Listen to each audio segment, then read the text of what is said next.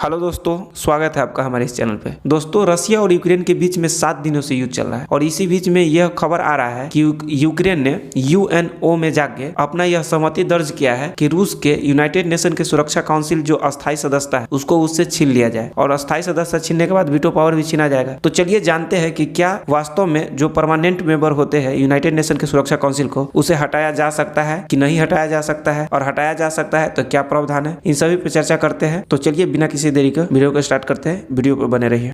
देखिए, सबसे पहले थोड़ा जान लेते हैं यूएनओ के बारे में, यानी कि यह क्या है, इसके स्थापना किस लिए किया गया। देखिए, बात जब सेकेंड वर्ल्ड वॉर के बाद समाप्ति के बाद पूरे दुनिया ने इतना लाशें देखा था, ताकि उसके एकदम हर जगह लाश ही लाश था, तो उसने सोचा कि क्यों ना ऐसा घटना दोबारा ना हो, इसके लिए कोई एक संस्था की स्थापना किया जाए। तो उसके लिए एक संस्था का स्थापना किया गया है जिसे यूएनओ कहा जाता है, यूनाइटेड नेशन ऑर्गेनाइजेशन। इसका 5 अंग है, उसमें से ही एक अंग का नाम है यूनाइटेड नेशन सुरक्षा काउंसिल। इसमें कुल मिला के 15 देश होते हैं, जिसमें से 5 मेंबर परमानेंट होते हैं और वहीं 10 मेंबर नॉन परमानेंट होते हैं। यानी कि 5 मेंबर अस्थाई होता है और 10 मेंबर अस्थाई होता है। अस्थाई मेंबर का कार्यकाल 2 साल के होता है। इसमें भारत भी है, अस्थाई में भारत है, लेकिन अस्थाई में 5 देश है, अमेरिका, ब्रिटेन, फ्रांस, रसिया और चाइना। यह 5 देश ऐसा है जो अस्थाई है। इसी में से रसिया को यूनाइटेड नेशन के सुरक्षा काउंसिल में से क्रीमिया दावा कर रहा है कि इसको हटाना चाहिए। क्यों हटाना चाहिए, यही बात तो बताने जा रहे हैं। सबसे पहला बात तो यही आ जाता है कि यूनाइटेड नेशन के सुरक्षा काउंसिल में से कोई भी देश जो अस्थाई है उसे हटाया जा सकता है कि नहीं। तो देखिए, अभी तक उसके चार्टर में ऐसा कोई भी नियम नहीं है जिसके तहत यूनाइटेड नेशन के सुरक्षा काउंसिल के परमानेंट मेंबर है, उसमें कोई भी ऐसा स्थिति स्पष्ट नहीं किया गया है कि वह हटाया जा सकता है। तो समझिए, यूनाइटेड नेशन सुरक्षा काउंसिल की तरफ से तो कभी नहीं हटाया जा सकता है। तब क्रीमिया के राजदूत बहुत सारा चीज को रिसर्च करके लाया था और उसको पेश किया। क्या चीज सब था?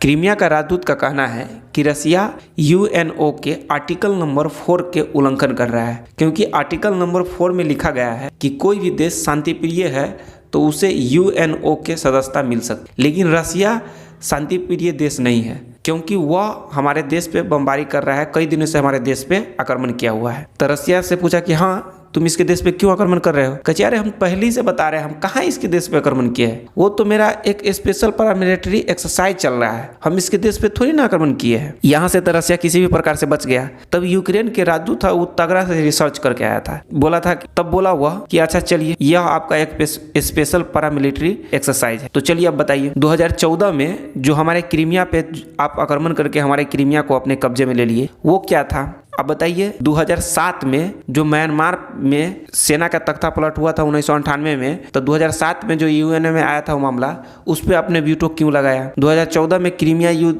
2014 में जो क्रीमिया वाला है हमारा कब्जा किया है, उस पर भी आपने वीटो क्यों किया? जिम्बाब्वे में हथियार के सपोर्ट कर रहा था उसका राष्ट्रपति, उसमें भी आप वीटो क्यों किया? इन सभी जगह पे आप वीटो कर करके अपना व्यापार करते हैं और वहां पे अपना हथियार बेचते हैं। तो इसके मामले में तो रसिया कोई नहीं कहा। लेकिन यह बात सही भी है, कोई भी देश है जिसके पास वीटो रहता है ना, वो इतना फायदा लेता ही है, क्योंकि वह अगर जिसके देश के वो पक्ष में है, उसके देश से कोई भी अगर कोई मामला जाता है तो वो वीटो करिए देता है। चाइना के देख लीजिए, पुलवामा मामला के बारे में वीटो का प्रयोग किया था। बहुत सारा ऐसा है जो वीटो का प्रयोग करता रहता है। ये तो मतलब जिसके पास वीटो है तो ये तो उसके पास लक्षण है, ये है कि जहाँ फायदा होता है वहां पे वीटो रोक लेता है और उस देश में फायदा लेने लगता है। ये अमेरिका का भी यही चाल है, रसिया का भी यही चाल है, चाइना का भी यही चाल है। सब जो वीटो पावर वाला सबका तो यही चाल है। हालांकि चाहे बात जो भी हो, लेकिन रसिया का वीटो पावर नहीं छिनाएगा। क्यों नहीं छिनाएगा? कारण है क्योंकि जो भी वीटो वाले कंट्री है सब यही करता है। अगर रसिया के छिनाएगा तो उससे पहले तो अमेरिका के छिनाना चाहिए, क्योंकि सबसे बड़ा दोगला तो यही है। और एगो छोटका चाइना वाला है, वो चुई चुई करता रहता है, ओकरो छिनाएगा, क्योंकि हरामीपन के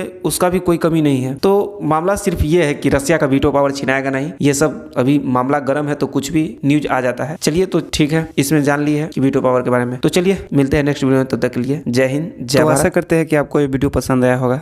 अगर पसंद आया तो लाइक कीजिए, अगर कोई डाउट है तो कमेंट में पूछिए, अगर चैनल पर नया है तो चैनल को सब्सक्राइब कीजिए।